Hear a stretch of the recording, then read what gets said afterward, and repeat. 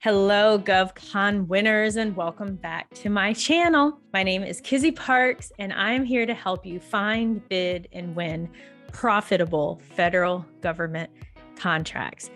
And I'm excited today because we're going to talk all about the nitty-gritty around teaming.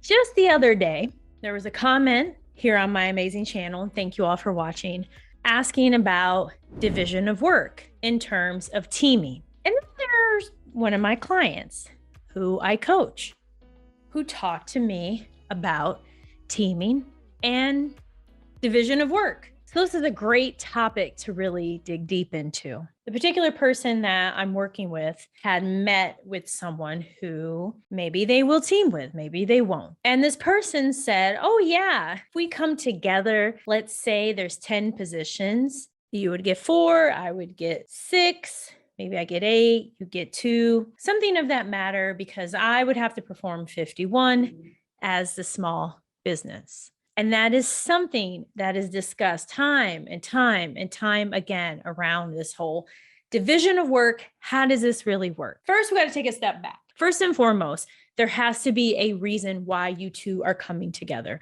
No one is looking to partner with you just because they want to help you out. There's a reason. Maybe they remember when they were like you and potentially they want to help you. I just don't buy it. Okay. So let's scratch that. No, there's a reason that you're coming together. Company A needs you. It could be your set it side. It could be your experience.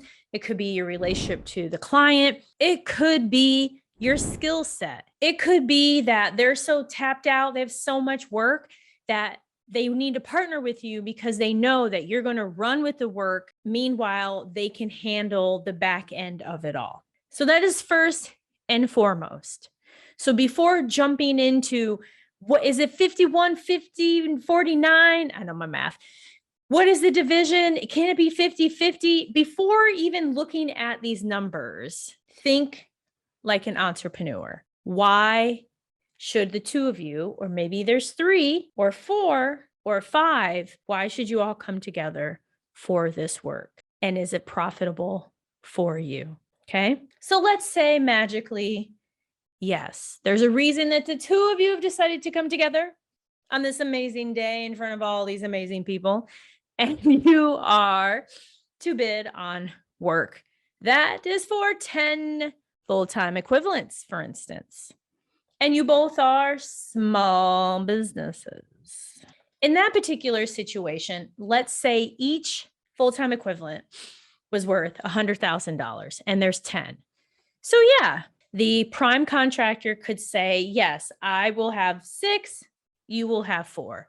Okay, that makes sense. They're the prime. They're all the same labor position. And as the prime, they're going to have to submit an invoice. They're going to have to submit monthly reports. They're responsible for all this back end that you, the sub, you may not have to do. You may have to submit a monthly report to them, in which they have to then forward it to the client. But in reality, they're going to be doing a little more work. Now, using that same example, let's say of those 10 positions, one of them is a project manager, and the dollar amount is $200,000. And let's say they have the project manager position. Well, you may argue, hey, this position is worth $200,000. So could we just do 5 and 5 because this project manager FTE is making substantially more than the other full-time equivalent slots? Is that an option? Of course it's an option. The 51-49 split, it's going to vary based on the situation, the contract. There are actual contracts where you could have a variety of labor categories ranging from $25, let's say hypothetically, to $300. Is it wise to then just base it on numbers? Is it better to maybe base it on dollar value or effort? Definitely. Because often what will happen is there will be a seasoned prime contractor ready to take full advantage of you and your naivete knowing all along what they're doing. Y'all are GovCon winners. We're not here for that. You're not here for that at all. You're here to have profitable government contracts. And in order to be profitable, you must be full of knowledge. So in terms of the individual I'm coaching, as well as the comment and the my amazing channel, really it varies on the situation. It's another example for you. My flagship company all the time will receive opportunities for training. So let's say, just throwing out numbers, let's say my company receives $20,000 for a 4-day training. So then the vast majority of the management, curriculum development, the phone calls with the clients, arranging everything, turning in the invoice, even signing the actual contract, vast majority is under the flagship company. Even if we sub out all of the facilitation, let's say there's a facilitator and even a co-facilitator, it's okay, because when you look at the workload and you look at the terms of the contract, there's nothing there where one is going to raise a flag and say, I'm not really sure if they're really doing this. The situations that are tricky is when one literally creates a shell company where they say, look, I'm a entrepreneur. I would really love to get into this government contracting business. How about I just create a business? We partner, you do all the work, and I'll make it seem like I'm the one in charge. Yeah, no, it's not going to last that long. And the thing is about the federal government, although it's the federal government and it's federal government contracting, there's no like this grand authority who's like, Kizzy, I need to see a breakdown of all of your work for every contract you've ever had with the federal government. Never. That's not how it's handled. There have been times where for my flagship company, inside of SAM.GOV, they will ask for different reporting information concerning invoicing and number of hours. I mean, that's pretty much been it. There's been some other reports every now and again. But as far as someone coming in to review your books, it doesn't happen. That's why a lot of businesses have gotten away with creating these shell organizations. This is why many people may push a middle person approach.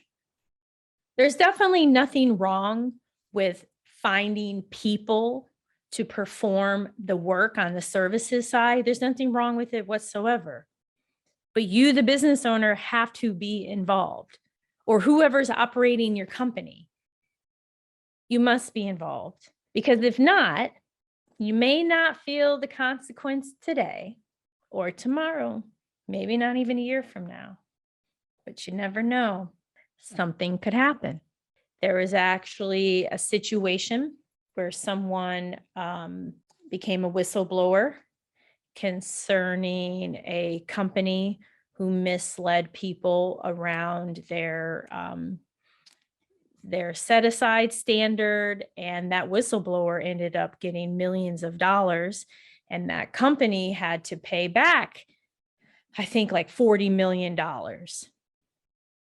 It's not the approach you want to take. And then those of you watching, my amazing GovCon winners, those of you who are contemplating how does teaming work, there's got to be that value add. There's got to be a purpose. There also has to be that clarity around division of work. I want to add a big disclaimer. Sometimes the work can change. That happened.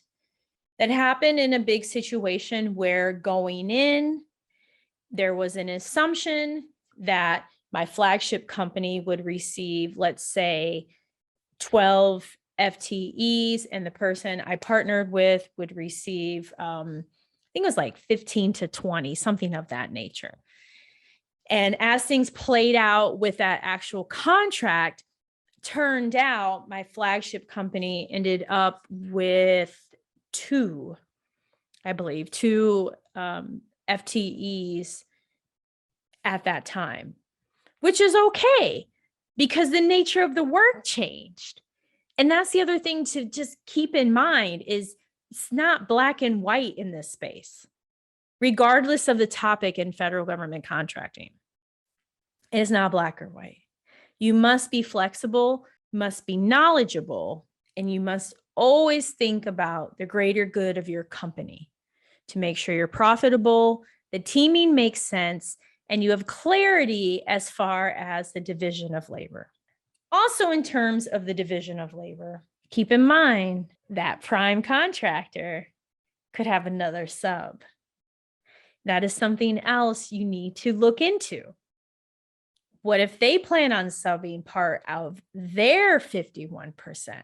So it's a question to ask and to find out, because teaming is amazing. I was able to win one of the largest contracts that I've ever been involved in as a result of teaming, well over $20 million. It's been great. I started out as a subcontractor, and adding to that, I have no idea even to this day what their requirement was for their contract.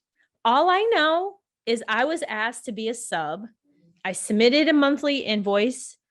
It varied. It was one of my very first contracts. And I submitted a monthly report. 30 to 60 days later, I received payment, either via a check or ACH. I had no idea. There was no discussions around, you must do this amount of work, we must do this amount of work. I had no clue. And I don't want you to be in that position.